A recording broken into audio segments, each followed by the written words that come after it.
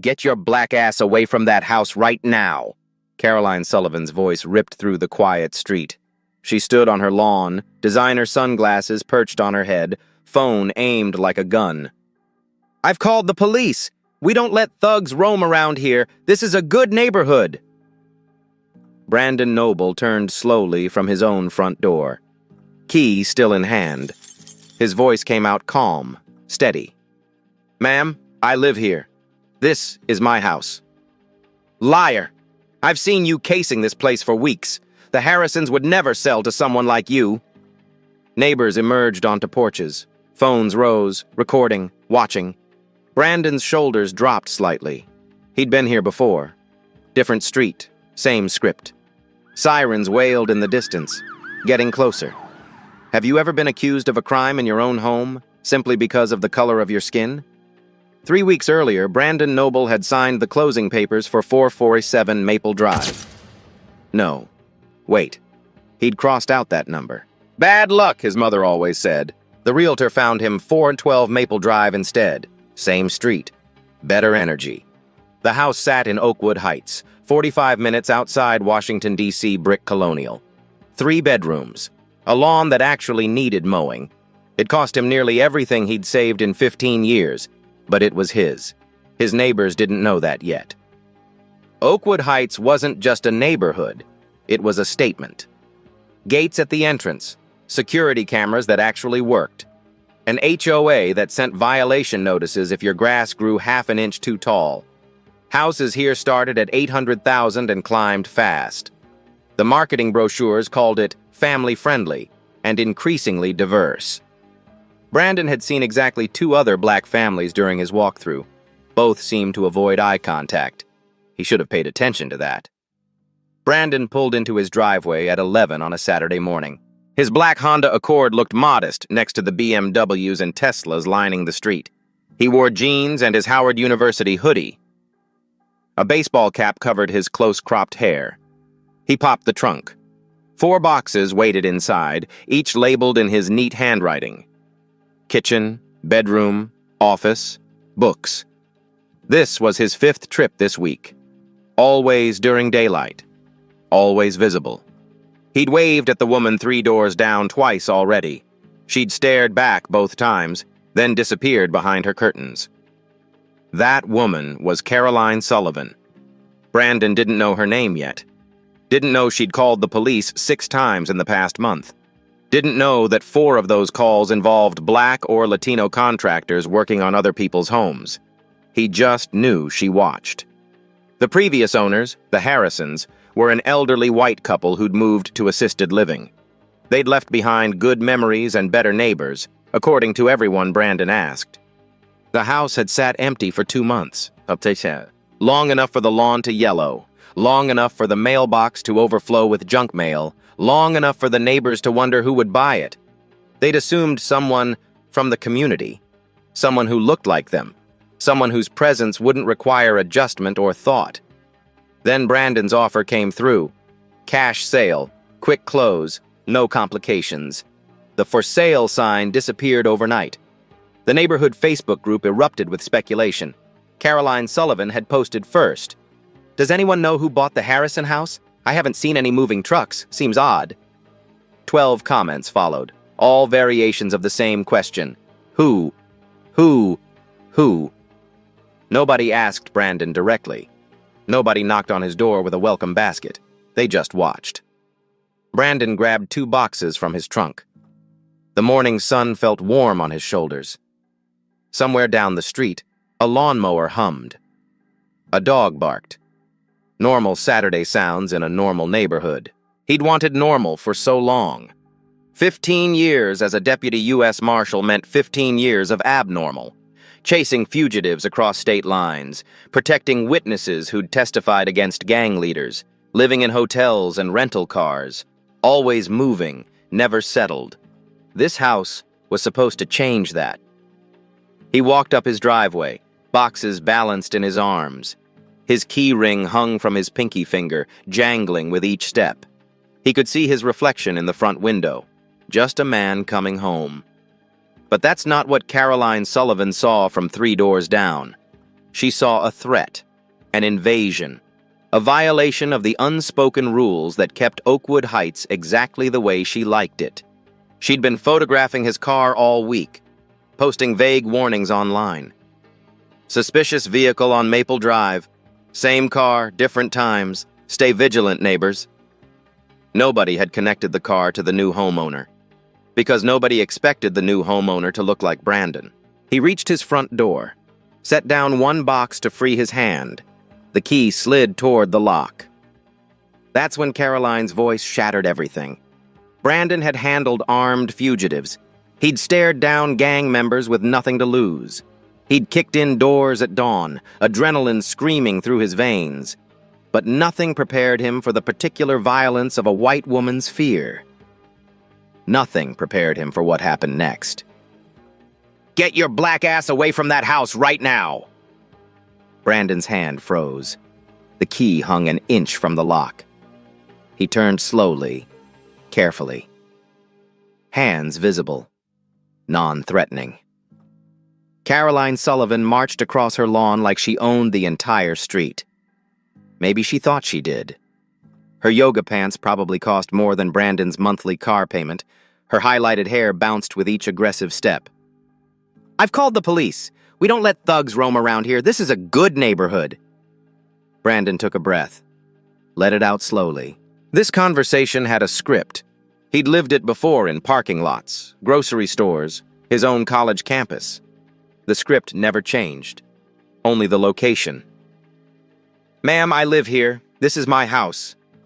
"Bullshit!" Caroline's face flushed red.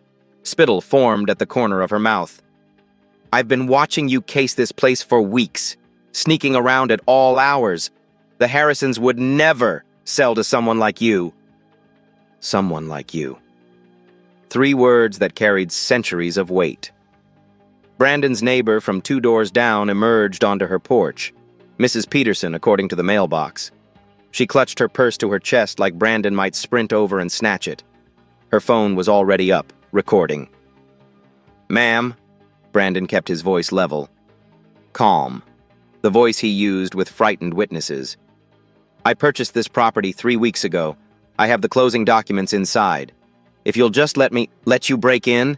"I don't think so." Carolyn pulled out her phone. She held it up like evidence.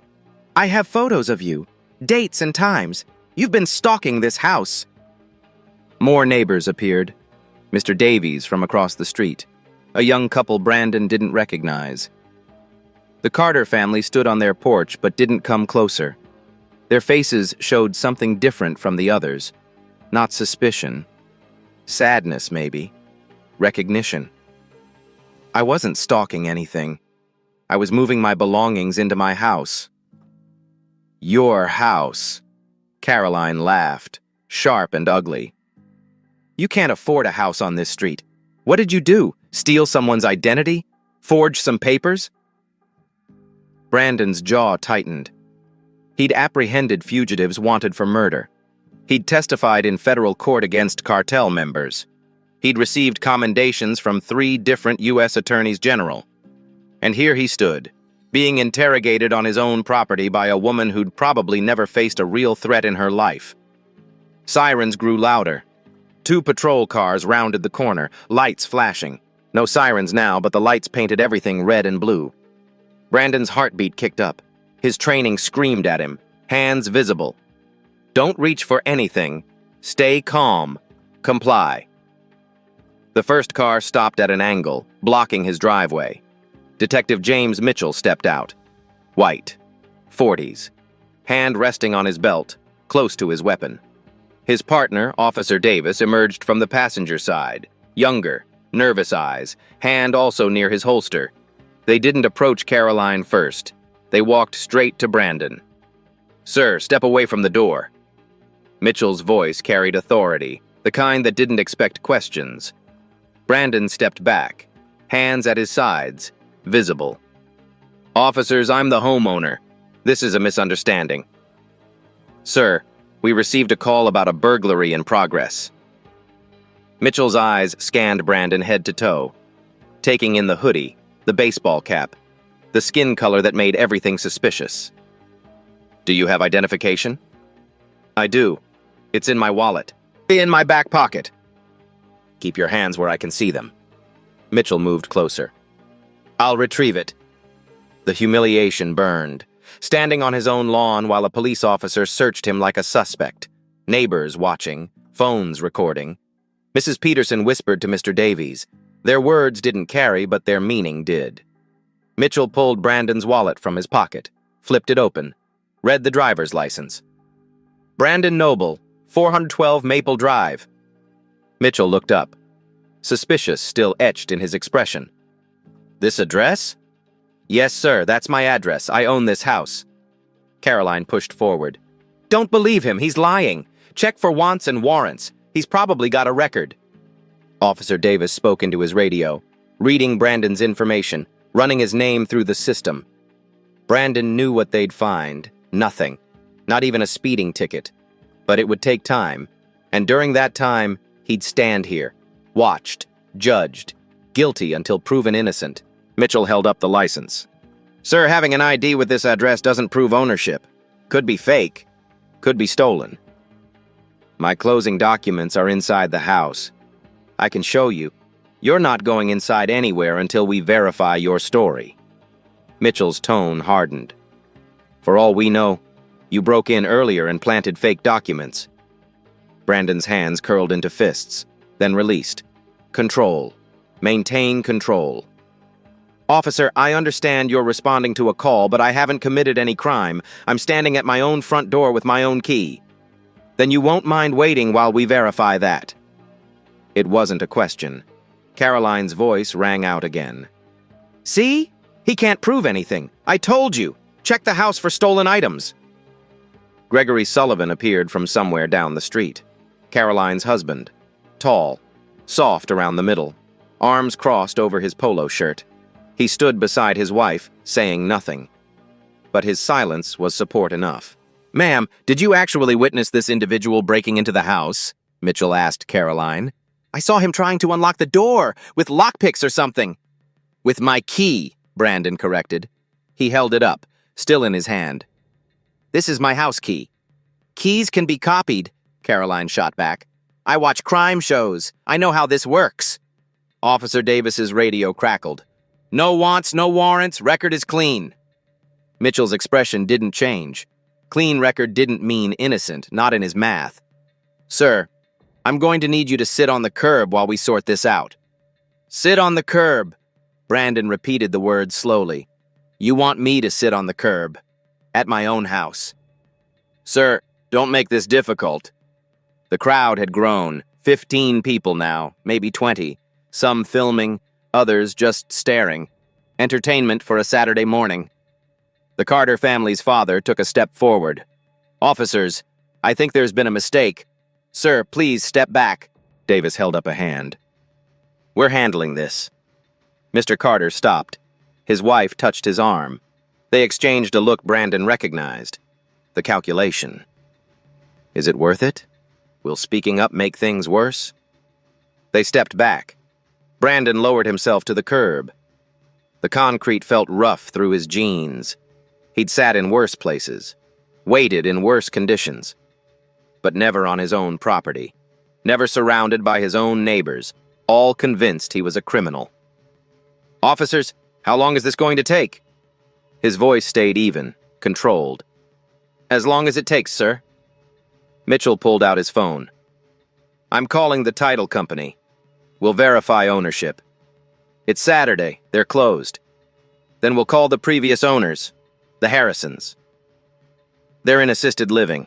They're both over 80. You're going to bother them on a weekend because a neighbor made an assumption? Mitchell's jaw tightened. Sir, your attitude isn't helping your situation. Your situation? As if Brandon had created this, as if his presence here in this neighborhood was the problem. Caroline stood on her lawn, arms crossed. Victorious. She'd called the police on a black man, and they'd responded exactly as she expected. He was on the curb. They were investigating him. Everything was right in her world. Brandon's phone buzzed in his pocket. Mitchell had returned his wallet but kept his phone. The buzzing continued. 3 times. 4. Someone was trying to reach him. Someone who knew where he was supposed to be. Someone who wouldn't stop calling until he answered. Brandon smiled. Just slightly. "Officer Mitchell?" His voice carried a new tone. Not defiant, not angry. Something else. "You might want to answer that phone." Mitchell ignored him. He was already scrolling through his own phone, searching for the Harrison family's contact information. Officer Davis stood behind Brandon, positioned like he expected trouble. The phone in Mitchell's hand buzzed again. The screen lit up. Caller ID showed USMS, Agent Hayes. Mitchell frowned, swiped to decline. The phone rang again immediately. Same caller. "Persistent," Mitchell muttered. He declined again. Brandon's smile widened slightly. "She's not going to stop." "Who?" "The person calling my phone. You might want to answer it." Mitchell stared at the phone. It rang a third time. His irritation flickered across his face. He swiped to answer, speaker on. "Hello?" A woman's voice cut through, sharp and commanding. "This is Supervisory Deputy U.S. Marshal Rachel Hayes. Who am I speaking with, and why do you have Deputy Marshal Noble's phone?" The street went quiet. Mitchell's face changed. Confusion first, then something harder to read. "This is Detective James Mitchell, Oakwood Heights Police Department. I'm conducting an investigation." "An investigation into what?" Hayes didn't let him finish. "And why are you in possession of a federal law enforcement officer's phone?" "Ma'am, I'm responding to a burglary call." "The individual in question?" "Deputy Marshal Brandon Noble," Hayes interrupted. 6'1". Black male. Approximately 38 years old. Currently on administrative leave following the closure of a high-profile fugitive case. Is that who you're investigating for burglary? Mitchell looked at Brandon. Really looked at him this time. "Ma'am, I'm going to need to verify. His badge number is 4521. He's been with the Marshal's service for 15 years. 3 commendations. Currently assigned to the Eastern District. He purchased property at 412 Maple Drive 3 weeks ago. Public record. Which you could have checked in 30 seconds instead of detaining a federal officer on his own lawn." The phone felt heavy in Mitchell's hand. His face had gone pale. Brandon stood up slowly from the curb, brushed off his jeans, extended his hand toward Mitchell. "My phone, please." Mitchell handed it over. No argument this time. Brandon took it but didn't step back. "Detective, would you like to see inside my house now, or should we continue this performance for my neighbors?" Caroline's voice shattered the moment. "He's lying! U.S. Marshal? That's ridiculous! He's making this up!" Brandon turned to face her. His expression hadn't changed. Still calm, still controlled, but something different lived in his eyes now. "Mrs. Sullivan, is it?" His voice carried across the lawn, quiet but clear. "I've waved at you 4 times in the past 3 weeks. You've photographed my car 6 times. You posted about suspicious activity on the neighborhood Facebook group. I have screenshots. Would you like to see them?" Caroline's mouth opened, closed, opened again. I was just being cautious." "You were being racist." Brandon said it simply. A fact. Like saying the sky was blue. "You saw a black man and assumed criminal. You never asked. Never introduced yourself. You just called the police." "I have a right to feel safe in my neighborhood. You have a right to not weaponize police against innocent people." Brandon pulled out his wallet, flipped it open. The badge was there, tucked behind his driver's license. Deputy U.S. Marshal. Badge number 4521, just like Hayes had said. Mitchell stared at it. His hand had moved away from his belt, away from his weapon. "Sir, Marshal Noble, I apologize. We were responding to a call." "You were responding to a white woman's fear." Brandon's voice stayed level. "And you never questioned it. You saw me, saw my skin color, and assumed I was the threat." A black SUV pulled up behind the patrol cars. Government plates, tinted windows. The door opened and Agent Rachel Hayes stepped out. She was everything Caroline Sullivan wasn't. Confident, direct, unimpressed by the suburban theater playing out before her. Hayes was black, 40-something, hair pulled back in a tight bun. Suit that probably cost more than Caroline's yoga outfit, but worn for function, not fashion. Her credentials hung from her neck.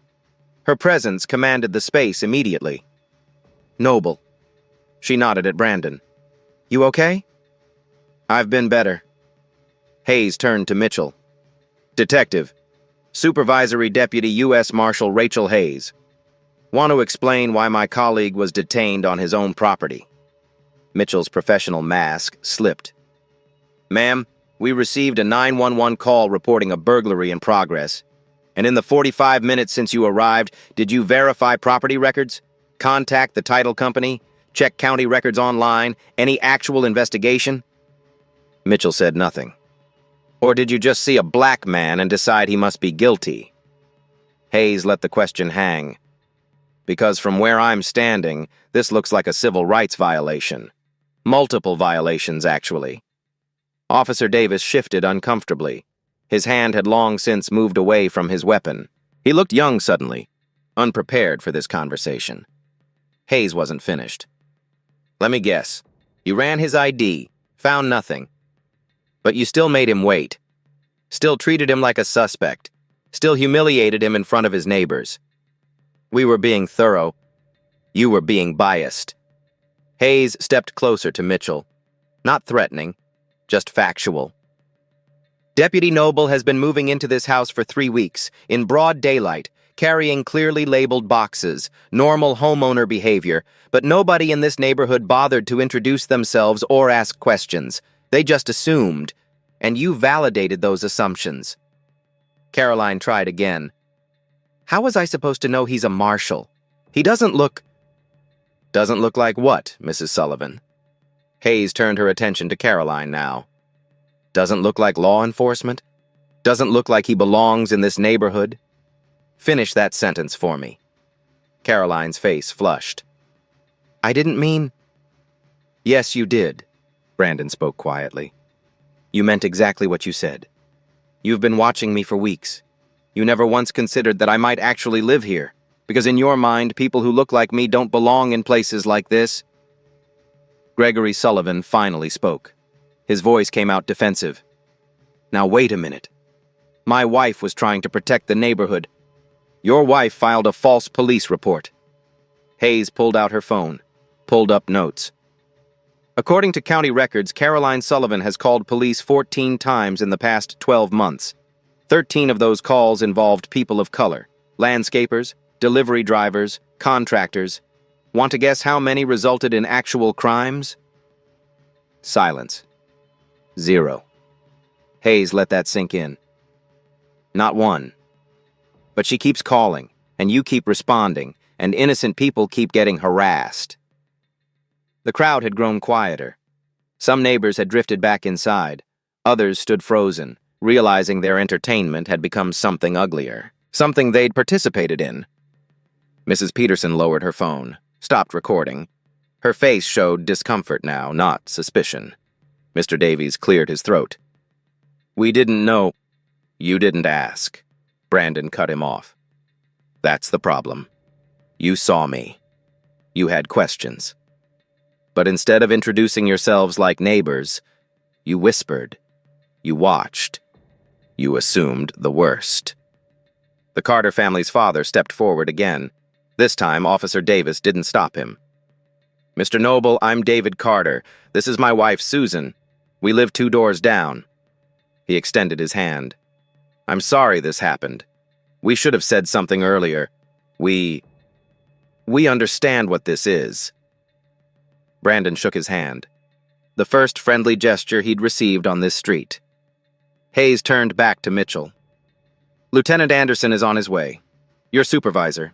He and I are going to have a conversation about how this department responds to calls involving people of color. In the meantime, Deputy Noble is going inside his house.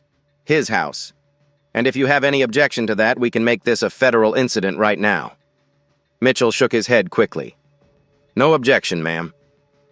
Good. Hayes gestured to Brandon. Your key still work, or did they confiscate that too? Brandon held up his key, still in his hand, where it had been the entire time. Never let it go. He walked to his front door, inserted the key. It turned smoothly. The door opened. Inside, moving boxes sat exactly where he'd left them. His furniture, his belongings, his life. He turned back to the crowd, to Caroline, to Mitchell, to all of them. "Welcome to the neighborhood," he said. The words tasted bitter. Then he stepped inside. Hayes followed. The door closed behind them. Outside, the street remained quiet. Caroline stood on her lawn, arms wrapped around herself. Gregory beside her, looking uncertain for the first time. Mitchell and Davis exchanged glances. Both knew what came next. Reports, investigations, consequences. The neighbors began drifting away. The show was over, but the reckoning had just begun. Inside, Brandon leaned against the closed door. His calm facade cracked, hands shaking slightly, adrenaline finally catching up. Hayes noticed. She always noticed. "You good?" "No." Brandon's voice came out rough. "But I will be." She walked through his living room, noted the boxes stacked neatly, the furniture arranged carefully, the family photos on the mantel, a life interrupted by ignorance. "How long were you out there before I called?" 45 minutes, give or take." Hayes swore under her breath. 45 minutes on your own lawn. Jesus, Noble." Brandon moved to the window. Outside, the crowd was dispersing, slowly, reluctantly. Caroline still stood frozen on her lawn. Mitchell and Davis were conferring by their patrol car.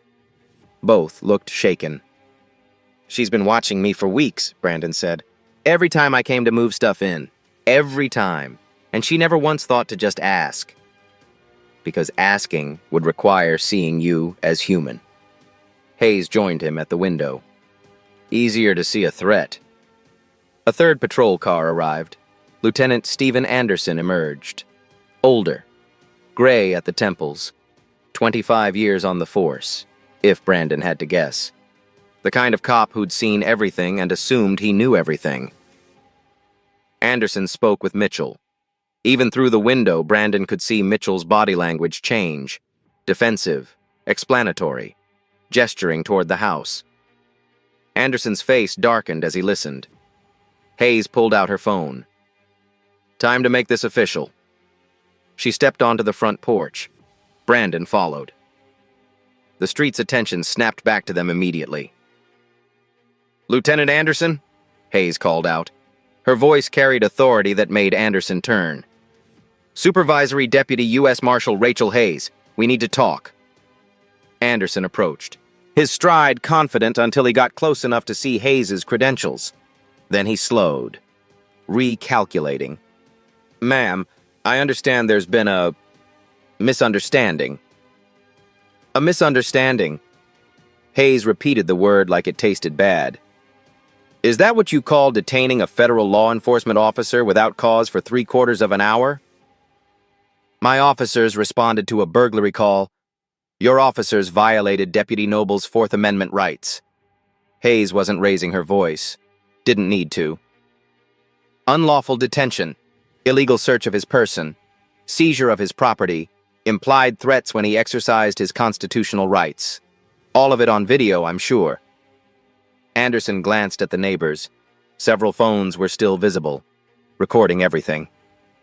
"Ma'am, if Deputy Noble had identified himself, he shouldn't have to." Brandon stepped forward now. "I was standing at my own front door with my own key. I broke no laws. I gave no probable cause, but because Mrs. Sullivan called and said I looked suspicious, your officers assumed I was guilty." Anderson's jaw tightened. "Sir, we have to respond to all calls. But you don't have to violate people's rights." Brandon pulled out his phone, opened his photos, turned the screen toward Anderson. "These are screenshots from the neighborhood Facebook group. Mrs. Sullivan has posted about me 6 times in 3 weeks. Suspicious vehicle. Unknown person. Possible criminal activity. All while I was legally moving into my own house. He swiped to the next image. Here's her post from 4 days ago. Dark-skinned male repeatedly visiting Harrison property. Recommend increased patrols. Dark-skinned male. Not person. Not neighbor. Dark-skinned male. Anderson looked at the phone. His expression shifted. Not quite shame, but something adjacent to it. Hayes continued. Lieutenant, I'm filing a formal complaint with your department and with the Civil Rights Division of the Department of Justice. This isn't just about today. This is about a pattern of discriminatory policing that puts innocent people at risk. That's not necessary, Anderson started. It absolutely is necessary. Hayes cut him off. Because if it happened to a U.S. Marshal with 15 years of service, what happens to regular citizens who don't have a badge? What happens to the black teenager walking home, the Latino contractor doing his job, the Asian family moving into the neighborhood? The Carter family was still on their porch. Susan Carter nodded slightly. David Carter's face showed recognition. They'd lived this too. Brandon turned to Caroline. She'd inched closer during the conversation, still defiant despite everything. Mrs. Sullivan, do you want to know what I do for a living? His voice stayed calm, almost gentle. I hunt fugitives, people who've committed actual crimes, murder, assault, human trafficking. I've tracked down over 100 in my career. Caroline's face paled. I've been shot at, stabbed once, had my car rammed by a suspect trying to escape. I've testified in federal court against cartel leaders who put prices on my head. Brandon took a step toward her. She stepped back reflexively. But the most afraid I've been in years was 45 minutes ago. On my own lawn, surrounded by police. Because I know how this ends for people who look like me. His voice dropped lower, harder. You could have killed me today, Mrs. Sullivan. Not with your hands, but with your assumptions. One wrong move, one officer who's too nervous, one moment of panic, and I'd be a hashtag instead of a neighbor. Caroline's mouth trembled. I didn't mean... You never do. Brandon turned away from her, done with the conversation. None of you ever mean it, but people still end up dead. Hayes stepped between them. Professional again. Lieutenant Anderson, Officers Mitchell and Davis are to report to your station immediately. They're on administrative leave pending investigation. Non-negotiable. Anderson looked like he wanted to argue. He didn't. Yes, ma'am. Deputy Noble and I will be filing our reports within the hour. Expect contact from the DOJ within 48 hours. Hayes glanced at Caroline. Mrs. Sullivan, you should probably call a lawyer. Filing a false police report is a crime. Using police to harass someone based on race violates federal civil rights law. You're exposed legally, significantly. Caroline's defiance crumbled. I was just trying to protect... You were trying to control, Brandon's voice cut through. Control who lives here, who belongs here, who gets to exist in your space without being questioned. He looked around at the remaining neighbors, at Mrs. Peterson, who couldn't meet his eyes, at Mr. Davies, who'd gone quiet, at the young couple who'd watched everything unfold. I'm a deputy U.S. Marshal. I have a badge. I have power. I have resources. His words landed heavy, final. And it still took 45 minutes and a phone call from my supervisor to convince you I belonged in my own house. Think about that. Really think about it. He turned and walked back inside. Hayes followed. This time, when the door closed, it sounded different. Not like an ending, like a beginning. The videos went viral within 24 hours. Mrs. Peterson's recording, Mr. Davies' footage, 3 other neighbors who'd filmed everything. By Sunday afternoon, the views climbed past 4 million. The comments were brutal. She really called the cops on a U.S. Marshal at his own house. The caucasity is unreal. Karen of the Year award goes to... Local news arrived Monday morning. Channel 5 reporter Diana Williams knocked on doors along Maple Drive. Most neighbors suddenly had no comment. The Carter family spoke on camera. "We've lived here 6 years," David Carter said. "We've experienced this too. The looks, the assumptions we don't belong, it's real." Diana Williams stood in front of Brandon's house for the broadcast. "Federal officer detained at his own home.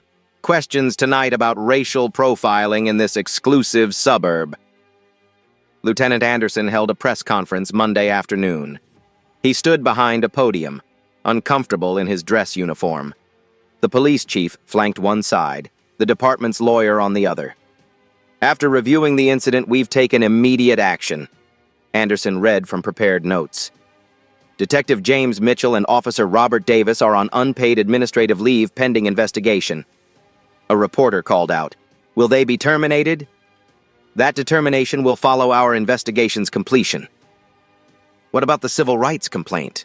Anderson's jaw clenched. "We're cooperating fully with the DOJ's Civil Rights Division." The press conference lasted 12 minutes. Anderson avoided the hard questions. Left quickly. At her house, Caroline Sullivan watched through barely open curtains. Her phone rang constantly. Her real estate firm called first, her boss's voice tight with controlled anger. "Caroline, we need to discuss your social media presence." Then friends, some supportive, most suddenly distant, unavailable for lunch. Then threats, anonymous messages flooding Facebook, Instagram, email. Vile things that made her hands shake. She deleted everything, went private. But screenshots lived forever. Gregory sat in the living room scrolling his phone, his face darkened with each swipe. "They're calling for boycotts of my business. My clients are threatening to drop me." "It's not fair," Caroline whispered. "I was just..." "Just what?" Gregory looked up. "Protecting the neighborhood from a federal officer at his own house?" "I didn't know." "You didn't ask. That's the problem." His words landed hard. "And now we're both paying for it." Their daughter Emma came downstairs, 17, eyes red from crying. "Mom, do you know what they're saying at school?" Her voice cracked. "People are sending me the videos, asking if we're racist." "Honey, I'm not..." "You called the cops on a black man for opening his own door." Emma's anger showed through. "How is that not racist?" Caroline had no answer. Tuesday morning brought an email from her firm. Professional. Cold. "Dear Caroline, effective immediately, we are terminating your employment. Your actions created liability concerns and damaged our reputation. Collect your items by Wednesday." 22 years. Gone in 2 sentences. Gregory received similar news. 3 clients pulled contracts. His largest account sent a message. "We can no longer maintain our business relationship." The Oakwood Heights HOA Facebook group exploded. Emergency meeting called. Topic: recent events and community standards. Someone created an unauthorized poll. Should the HOA take action regarding the Maple Drive incident? Yes, 73%. No, 15%. Unsure, 12%. The comments were worse. "She made our neighborhood look bad. Property values will tank because of this. We need distance immediately." Nobody defended her. Caroline stared out her window toward Brandon's house, lights on. He was home, living his life, while hers collapsed. 3 doors away. Might as well be 3 worlds. She'd created this distance, with assumptions, fear, refusal to see a neighbor instead of a threat. The gap felt impossible to cross now. 2 weeks after the incident, Brandon filed the lawsuit. Federal Court, Eastern District, civil rights violation under 42 U.S.C. Sector 1983. The legal language was dense, but the message was clear. Caroline Sullivan, Gregory Sullivan, Oakwood Heights Police Department, all named as defendants. The complaint laid out everything: Timeline of events. Pattern of behavior. Damages sought. Brandon's attorney was thorough, meticulous. Every Facebook post, every photo Caroline had taken, every police call she'd made in the past year. 14 calls total, 13 involving people of color, 0 resulting in actual crimes.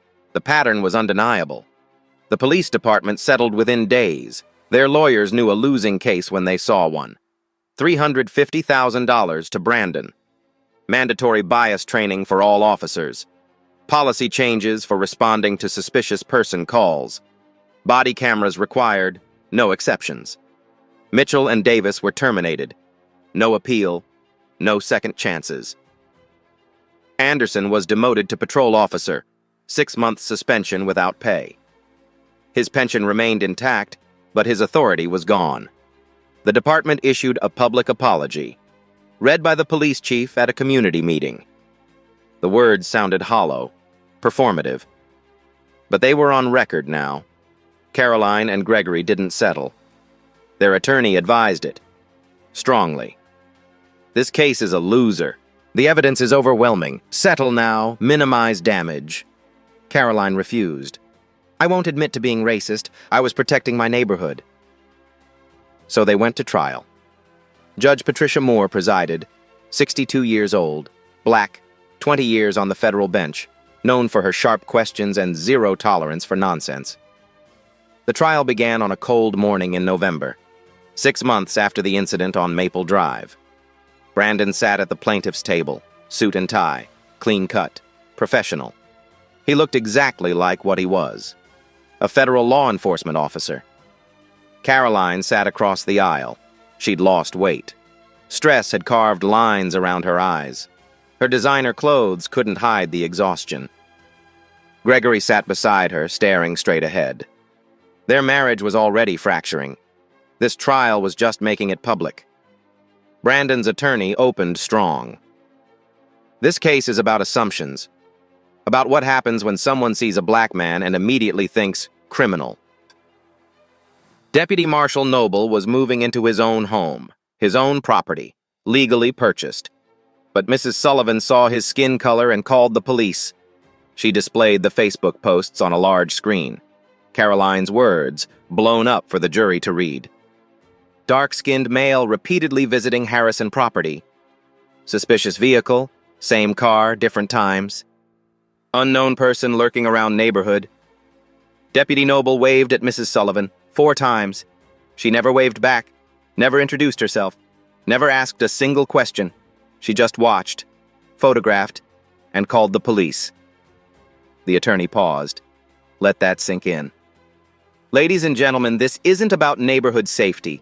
This is about who Mrs. Sullivan believed belonged in her neighborhood, and who didn't. Caroline's attorney tried damage control during his opening. My client was concerned. She'd never seen this individual before. The previous owners hadn't mentioned selling. She was being cautious, not racist. Judge Moore's expression suggested she wasn't buying it. Brandon testified first, his voice steady, factual. He recounted every detail, the moment Caroline shouted, the police arrival, the 45 minutes on his own lawn. I've been a U.S. Marshal for 15 years, he said.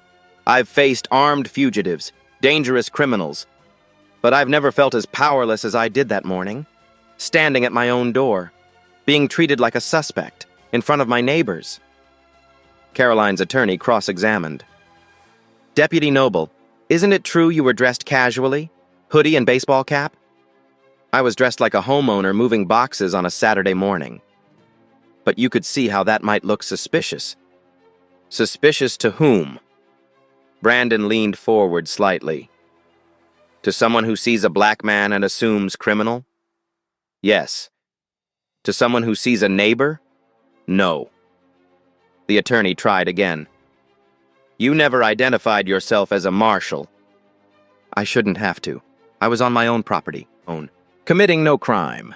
The Fourth Amendment doesn't require me to prove my innocence to satisfy someone's racist assumptions. Judge Moore nodded slightly. Point to Brandon. Expert witnesses followed. Dr. Jennifer Washington, psychologist specializing in implicit bias.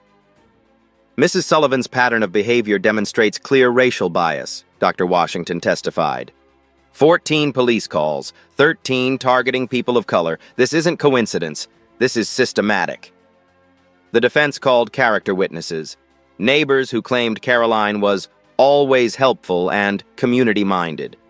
Brandon's attorney destroyed them on cross-examination. Did Mrs. Sullivan ever call police on white contractors? I don't recall. Did she ever photograph white visitors to the neighborhood? Not that I know of. So her concern only activated for people of color? Silence. Caroline took the stand against her attorney's advice. She couldn't stay quiet. Couldn't let the accusation stand without defending herself. It was a disaster. Mrs. Sullivan, you posted that Deputy Noble was a dark-skinned male. Why not just say man or person? I was being descriptive. You were being racial. You made his skin color the defining characteristic. Caroline's face flushed. That's not what I meant. What did you mean? Judge Moore interjected. Explain to this court why a man's skin color was relevant to whether he belonged at that house. Caroline stammered. He looked out of place. Out of place how? The silence stretched. Caroline had no answer that wasn't racist. Brandon's attorney continued. Mrs. Sullivan, in your deposition you said you'd never seen him before. But Deputy Noble testified he waved at you 4 times. Was he lying? No, but I didn't know who he was. You didn't ask. You could have walked over, introduced yourself, said, "Hi, are you the new neighbor?" But you didn't. Why? Another silence. Another, because you'd already decided who he was, what he was, based solely on his appearance. The jury deliberated 3 hours. They returned with a verdict. Liable on all counts. Compensatory damages, $500,000. Punitive damages, $1.2 million. Caroline gasped audibly. Gregory's face went pale. Judge Moore addressed them directly from the bench. Mrs. Sullivan, you weaponized police against an innocent man. You used your privilege and your fear to endanger someone's life. This court cannot and will not tolerate such behavior. She paused. Let the weight settle. Your actions represent everything wrong with assumptions based on race. You saw a black man and assumed criminality. The consequences of such assumptions can be fatal. Today, they're merely financial. Consider yourself fortunate. The gavel came down. Outside the courthouse, reporters swarmed. Brandon stood at the microphone, Hayes beside him. This verdict isn't just about me, he said. It's about every black person who's been questioned in their own neighborhood.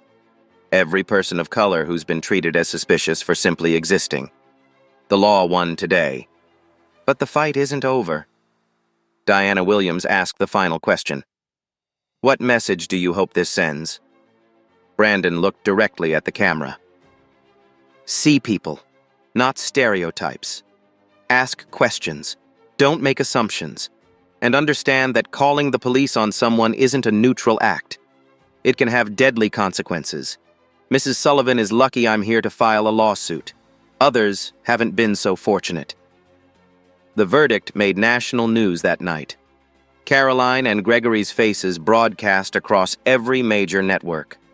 The verdict amount scrolled beneath, $1.7 million.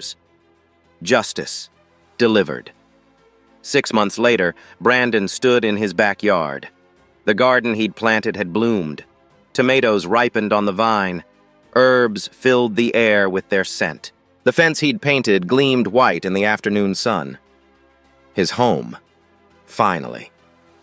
The smell of burgers drifted from the grill. Voices filled the yard. Laughter. Conversation. Life. David and Susan Carter arrived first, carrying a homemade pie. Their kids ran straight to the swing set Brandon had installed last month. Hayes showed up with a case of beer and her trademark directness. Nice place, Noble. About time you let people see it.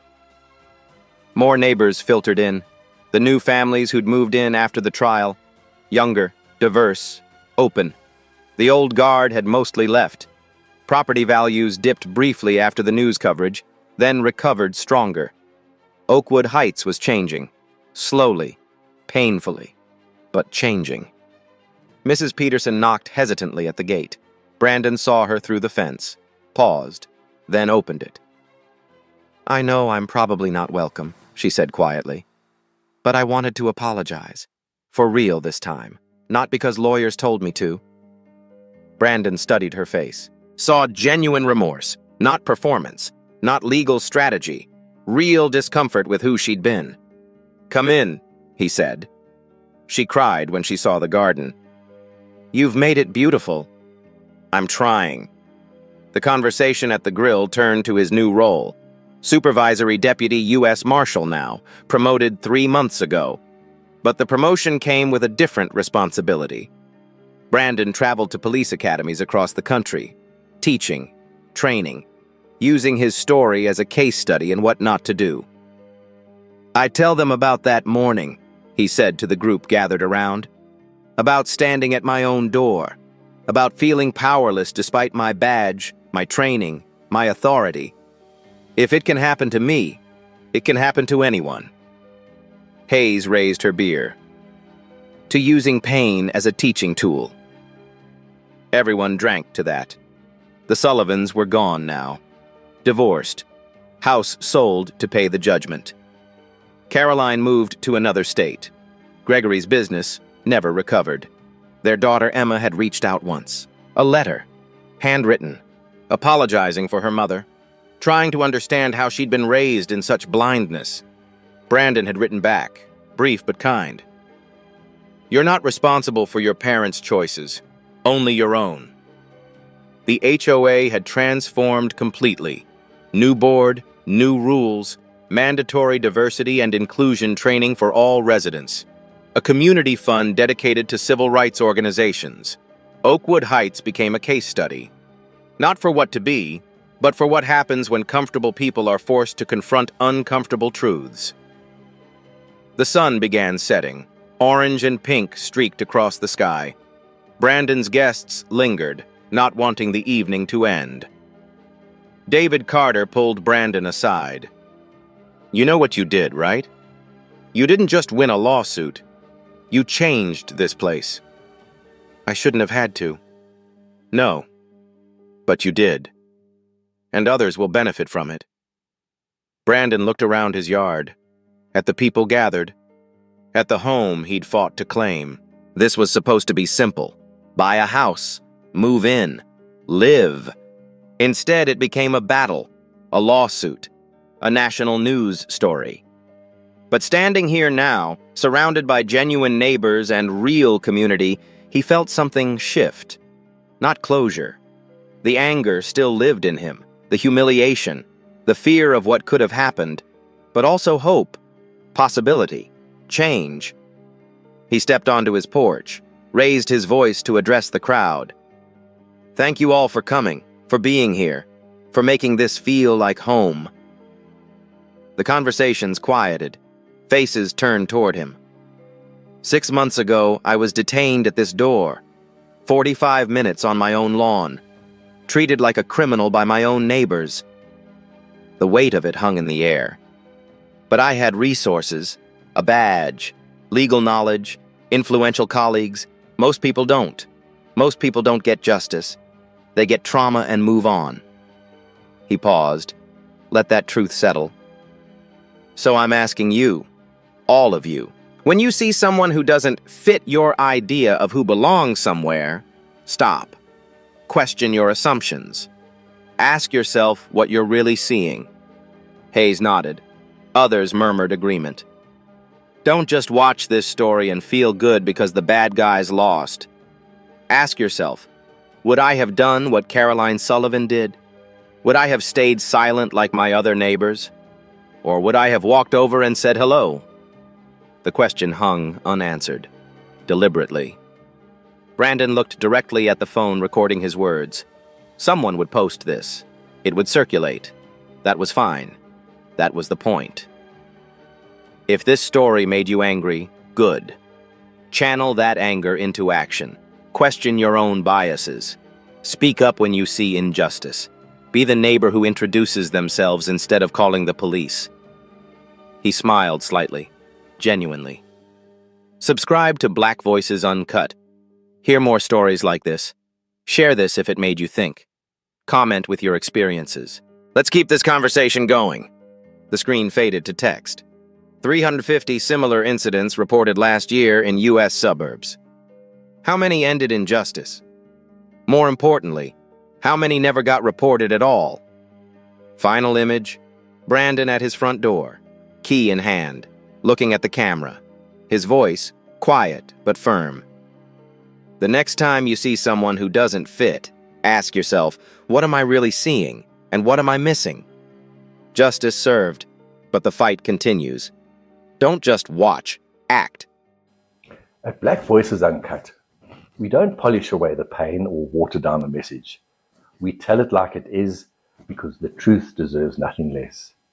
If today's story spoke to you, click like, join the conversation in the comments, and subscribe so you'll be here for the next Uncut Voice.